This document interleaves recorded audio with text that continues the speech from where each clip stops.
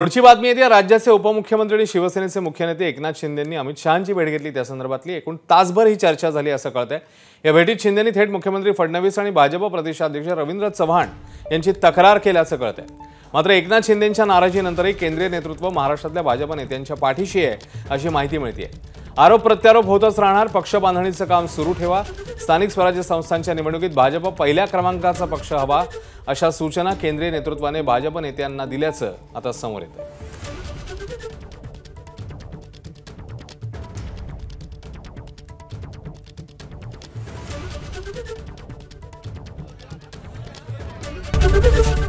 ABP माझा, उघडा डोळे बघा नीट।